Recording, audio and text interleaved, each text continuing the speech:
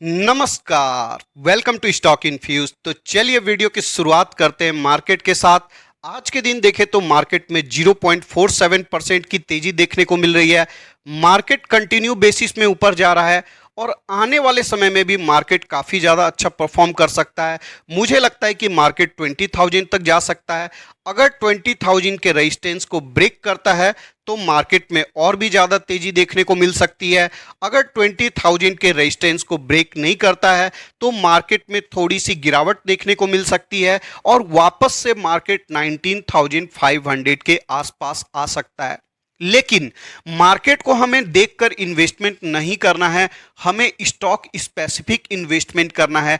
Market को देखकर investment करेंगे तो आप कभी भी अच्छे रिटर्न कमाने के पोजीशन में नहीं आ पाएंगे। बहुत सारे लोग सवाल करते हैं कि मार्केट अभी ऑल टाइम हाई के आसपास है, तो क्या हमें इन्वेस्टमेंट करना चाहिए या इंतजार करना चाहिए। देखिए दोस्तों, इंतजार करने वाले इंतजार करते रह जाते हैं और जो इन्वेस्टमेंट कर जाते हैं वो रिटर्न कमा लेते हैं।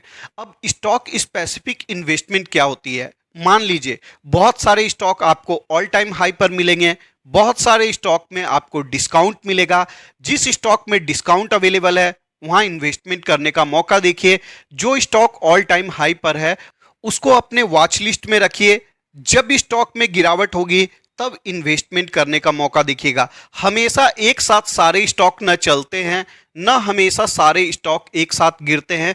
तो स्टॉक स्पेसिफिक इन्वेस्टमेंट करने का प्रयास करिएगा तो आपके लिए मार्केट में हर समय इन्वेस्टमेंट करने का मौका अवेलेबल होता है।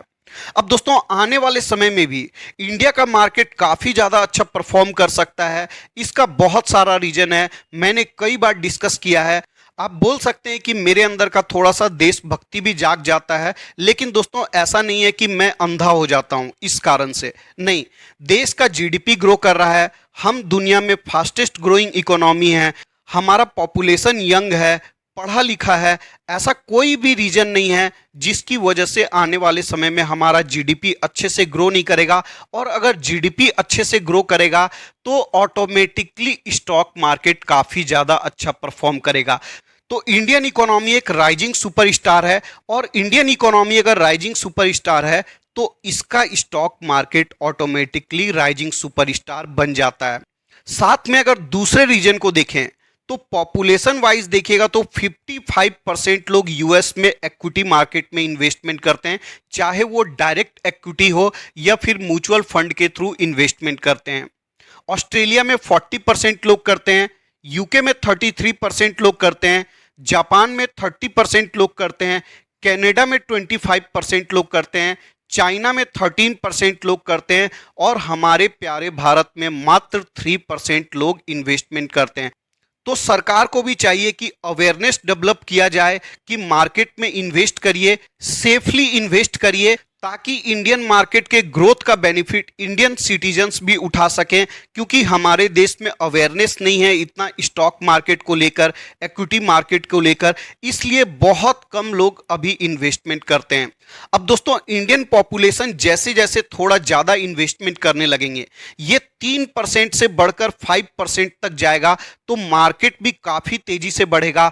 ये जब 5% से बढ़कर 10% तक जाएगा तो आप समझिए हमारे कंट्री का पॉपुलेशन कितना ज़्यादा है। इतनी बड़ी पॉपुलेशन का अगर 10% लोग इक्विटी मार्केट में इन्वेस्टमेंट करेंगे तो इक्विटी मार्केट काफ़ी ज़्यादा स्टेबल हो जाएगा, काफ़ी ज़्यादा अच्छा परफॉर्म करेगा। और जब अच्छा परफॉर्म करेगा तो ऑटोमेटिकली जो एफआईआई हैं वो इंडियन मार्केट की तरफ अट्रैक्ट होंगे। तो ये एक नेटवर्क इफेक्ट क्रिएट करता है जिसकी वजह से इंडियन मार्केट काफ़ी ज़्यादा अच्छा परफॉर्म कर सकता है। चलिए, ये तो हो गई मार्केट की बात, आगे बढ़ते हैं और इस वीडियो में हम लोग आईटीसी को डिस्कस करते हैं। अब देखिए दोस्तों, बहुत सारे लोग मार्केट में नए नए आ रहे हैं और वो समझ नहीं पाते हैं कि उनकी ज़रूरत क्या है। अब बहुत सारे लोग पूछते हैं ये स्टॉक कैसा है, वो स्टॉक कैसा है। देखिए दोस्तों, अगर स्टॉक के बारे में पूछेंगे तो सारे ही स्टॉक अच्छे हैं। सारे कहने का मतलब है मेजॉरिटी ऑफ स्टॉक जो देखेंगे, जो बड़ी कंपनी है, सारे ही स्टॉक अच्छे होते हैं। बुरा कोई भी स्टॉक नहीं होता है। इंपॉर्टेंट होता है आपकी जरूरत क्या है। जैसे आप किसी मॉल में जाते हैं, बहुत सारे ब्रांड के कपड़े होते हैं, बहुत सारे ब्रांड के एफएमसीजी प्रोडक्ट्स होते हैं, लेकिन आप अपने जरूरत के अनुसार परचेजिंग करते हैं। वैसे ही स्टॉक मार्केट एक मॉल है जहां पर हर एक प्रकार का स्टॉक अवेलेबल है। सारे ही स्टॉक अच्छे होते हैं, लेकिन आपको अपनी जरूरत को समझना पड़ेगा। अपनी जरूरत के अनुसार ही इन्वेस्टमेंट करना होता है। अब किसी को शॉर्ट टर्म में इन्वेस्टमेंट करना होता है, वो ऐसी कंपनी में इन्वेस्टमेंट कर देते हैं जिसका ट्रेंड अभी पॉजिटिव नहीं होता है और फिर परेशान हो जाते हैं कि स्टॉक अच्छा परफॉर्म नहीं कर रहा है। अगर आपको शॉर्ट टर्म के लिए इन्वेस्टमेंट करना है, ट्रेडिंग वगैरह करते हैं, तो आपको ट्रेंड देखना होता है स्टॉक का, फंडामेंटल्स नहीं देखना होता है।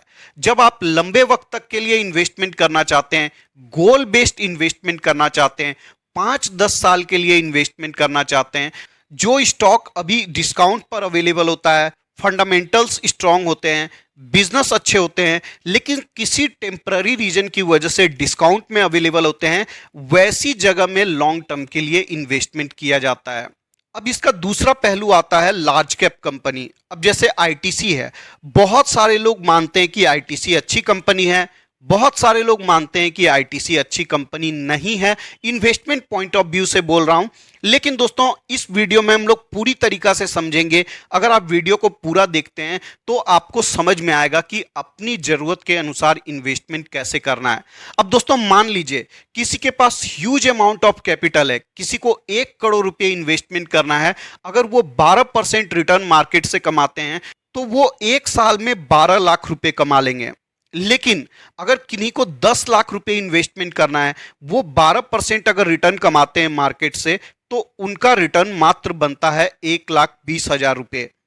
तो जिनके पास हाई अमाउंट ऑफ कैपिटल होता है, बड़ी मात्रा में पैसे लगाना चाहते हैं मार्केट में, उनको ज्यादा लार्ज कैप कंपनी में इन्वेस्टमेंट करना चाहिए, अपने पैसे को सेव करना चाहिए। अगर रिटर्न थोड़ा सा कम भी होता है, फिर भी अमाउंट वाइज उनका रिटर्न काफी ज्यादा निकल कर आ जाता है। लेकिन जिनके पास कैपिटल कम होता है, 2 लाख, 5 लाख, 10 लाख, 20 लाख, उनको ऐसी कंपनी में इन्वेस्टमेंट करना चाहिए जो ग्रोथ कंपनी होती है, जहां सेफ्टी भी मिलता है और साथ में थोड़ा सा रिटर्न भी ज्यादा मिलता है। 20-25% तक का रिटर्न जहां पर मिलता है, ऐसी कंपनी में इन्वेस्टमेंट करने का ज्यादा प्रयास करना चाहिए। और जो एसआईपी भी करते हैं, उनको भी ऐसी कंपनी में इन्वेस्टमेंट करने का प्रयास करना चाहिए जो सेफ होती है, लेकिन उनमें ग्रोथ भी थोड़ा सा ज्यादा होता है। चलिए सबसे पहले हम लोग आईटीसी के बिजनेस वर्टिकल्स को देखते हैं, जिससे आपको समझने में आसानी हो। अगर 61% बिजनेस देखें, ऑलमोस्ट 62% बिजनेस देखें, तो ये सिगरेट के बिजनेस से आता है। अब दोस्तों सिगरेट का बिजनेस को एक सिन बिजनेस माना जाता है, मतलब गंदा बिजनेस माना जाता है। इस पर सरकार कभी भी नया रूल्स रेगुलेशंस ला सकती है, कोई एक्स्ट्रा टैक्स लगा सकती है, कुछ सेलिंग के लिए बैन कर सकती है, किसी भी प्रकार का चीज ला सकती है। इससे आम पब्लिक के ऊपर किसी भी प्रकार का फर्क नहीं पड़ता है, कोई हो हल्ला नहीं होता है। इसलिए जो सिगरेट का बिजनेस होता है, जिसको कि गंदा बिजनेस माना जाता है, एक सिन बिजनेस माना जाता है, ऐसे बिजनेस को वैल्यूएशन काफी कम मिलता है। उसके बाद 38% रेवेन्यू देखें तो ब्रांडेड पैकेज्ड प्रोडक्ट से आता है। तो आपने समझ लिया आईटीसी का जो मैक्सिमम रेवेन्यू है वो सिगरेट के बिजनेस से ही आता है। अब दोस्तों अगर आईटीसी के फंडामेंटल्स को देखेंगे तो किसी भी प्रकार का कमी देखने को नहीं मिलेगा। 5,50,000 का मार्केट कैप है, एक ब्लू चिप कंपनी है, प्राइस टू अर्निंग रेशियो मात्र 28 का है। अब जो लोग मार्केट में नए आते हैं, कंपैरिजन करते हैं, तो देखते हैं एचयूएल महंगा है, टाटा कंज्यूमर महंगा है, वीवीएल महंगा है, लेकिन आईटीसी इतनी बड़ी कंपनी है फिर भी सस्ते वैल्यूएशन पर अवेलेबल है। अगर डिविडेंड यील्ड को देखें तो 2.88% का डिविडेंड नजर आता है, आरओसी अच्छा है, रिटर्न ऑन इक्विटी अच्छा है, फेस वैल्यू 1 रुपीज का है। पैग रेशियो के हिसाब से कंपनी थोड़ी सी महंगी नजर आती है, लेकिन अदर एफएमसीजी कंपनी को देखें तो उनका भी पैग रेशियो ज्यादा ही नजर आता है। तो पैग रेशियो के हिसाब से भी सेक्टर टू सेक्टर कंपैरिजन करें तो कंपनी बहुत महंगी नजर नहीं आती है। कंपनी डेट फ्री है, कंपनी के पास huge amount of capital reserve में पड़ा हुआ है। तो फंडामेंटल वाइज किसी भी प्रकार की कमी देखने को नहीं मिलती है, फिर भी स्टॉक सस्ते वैल्यूएशन पर क्यों अवेलेबल है। चलिए सबसे पहले हम लोग कंपनी के सेल्स के ग्रोथ को देखते हैं। तो सेल्स आपको सिंगल डिजिट में देखने को मिलता है या लोअर डबल डिजिट में आपको देखने को मिलता है। प्रॉफिट का ग्रोथ देखें, ये भी आपको सिंगल डिजिट या फिर लोअर डबल डिजिट में देखने को मिलता है। लास्ट 10 ईयर, 5 ईयर, 3 ईयर, किसी भी टाइम पीरियड में देखिएगा तो प्रॉफिट और सेल्स का ग्रोथ थोड़ा सा पुअर नजर आता है। अगर रिटर्न को देखने जाएंगे तो देखिए लास्ट 10 ईयर में कंपनी ने एफडी से भी कम रिटर्न दिया है, लास्ट 5 ईयर में भी कंपनी ने एफडी से कम रिटर्न दिया है। 3 ईयर में कंपनी का रिटर्न अच्छा नजर आता है क्योंकि 200 रुपए के आसपास स्टॉक झूल रहा था, 200 रुपए से स्टॉक डबल हो चुका है, इसलिए 3 साल का रिटर्न अच्छा नजर आ रहा है। अब सबसे पहले बात करते हैं दोस्तों कि कोई कंपनी आपको अच्छा रिटर्न कैसे दे पाती है। उसका मतलब को समझिएगा, बहुत ही आराम से समझिएगा, काफी इंपॉर्टेंट पॉइंट है, आपके जीवन में हमेशा काम आएगा जब तक आप स्टॉक मार्केट में रहेंगे। मान लीजिए कोई बिजनेसमैन है, वो 100 रुपीज बिजनेस में लगाता है, 20% का प्रॉफिट कमाता है, उस प्रॉफिट को फिर से बिजनेस में लगाता है तो अब 120 रुपए का उसका बिजनेस हो जाता है, उससे 20% का प्रॉफिट फिर कमाता है, जिससे बिजनेस और बड़ा होता है। तो कहने का मतलब है आसान भाषा में, कोई कंपनी प्रॉफिट कमाती है, प्रॉफिट को री इन्वेस्ट करती है मार्केट में, जिससे उसका बिजनेस और बड़ा होता है, जिससे उसका प्रॉफिट और बड़ा होता है, जिससे कि शेयर होल्डर का रिटर्न बनता है। अब आईटीसी के केस में देखिए, कंपनी के पास ह्यूज अमाउंट ऑफ कैपिटल पड़ा हुआ है रिजर्व में, लेकिन कंपनी इसको री इन्वेस्ट नहीं कर रही है। मतलब ये रिजर्व में पड़ा हुआ है, बैंक में पड़ा हुआ है, कंपनी इसको बिजनेस में री इन्वेस्ट नहीं कर पा रही है। अब कंपनी को समझ में ही नहीं आ रहा है कि इतने बड़े कैपिटल को कहां इन्वेस्ट किया जाए। अगर कंपनी री इन्वेस्टिंग नहीं करेगी, अपने बिजनेस को कंटिन्यू ग्रो नहीं करेगी, तो शेयर होल्डर का रिटर्न अच्छा निकल कर नहीं आ पाएगा। और यही रीजन है कि आईटीसी का वैल्यूएशन काफी कम देखने को मिलता है। अगर कंपनी के लास्ट 5 ईयर के median price to earning ratio को देखेंगे 21 का है, अगर लास्ट 10 ईयर का देखेंगे तो 29 का है, लास्ट 3 ईयर में देखेंगे तो उससे भी कम नजर आता है 21 का। तो आप देख सकते हैं कभी भी कंपनी को ज्यादा वैल्यूएशन नहीं मिला है। इसका एक और रीजन है, कंपनी का जो ज्यादातर रेवेन्यू आता है वो सिगरेट के बिजनेस से आता है। सिगरेट का बिजनेस मैंने आपको समझा दिया है, उसको सिन बिजनेस माना जाता है। ऐसे बिजनेस को मार्केट ज्यादा वैल्यू करके नहीं चलती है, और यही रीजन है कि आईटीसी को ज्यादा वैल्यूएशन नहीं मिलता है। और आने वाले भी समय में आईटीसी आपको अच्छा रिटर्न बनाकर नहीं देगी अगर मैनेजमेंट अपने कैश रिजर्व का इस्तेमाल बिजनेस में री इन्वेस्टमेंट करने के लिए नहीं कर पाता है। तो आपका रिटर्न आने वाले समय में भी अच्छा निकल कर नहीं आ पाएगा। अब दोस्तों अभी के समय प्रेजेंटली देखें तो ये कंपनी मुझे ग्रोथ इन्वेस्टर के लिए इन्वेस्टमेंट करने लायक नहीं लगती है। अब देखिए दोस्तों, रिलायंस का मार्केट कैप बहुत बड़ा है, लेकिन रिलायंस का रिटर्न देखिएगा तो काफी ठीक ठाक नजर आता है। इसका रीजन है उन्होंने नए नए बिजनेस में एंट्री लिया है, जैसे टेलीकॉम का बिजनेस हो गया, फाइनेंस का बिजनेस हो गया, एफएमसीजी का बिजनेस हो गया, रिटेल का बिजनेस हो गया, ग्रीन एनर्जी का बिजनेस हो गया। तो बहुत सारे बिजनेस वर्टिकल्स में वो पैसे को री इन्वेस्ट कर रहे हैं, नए नए बिजनेस में जा रहे हैं, जिससे कि शेयर होल्डर का पैसा कंटिन्यू बेसिस में बन सके। तो ये अंतर होता है, जो भी कंपनी अपने कमाए हुए पैसे को री इन्वेस्ट नहीं करेगी वो आपको लॉन्ग टर्म में अच्छा रिटर्न बनाकर नहीं दे पाएगी। हाँ, आप ये बोल सकते हैं कि इस कंपनी में आपको सेफ्टी मिल जाएगा, 7, 8, 10% का रिटर्न मिल जाएगा, 1-2% का आपको डिविडेंड मिल जाएगा।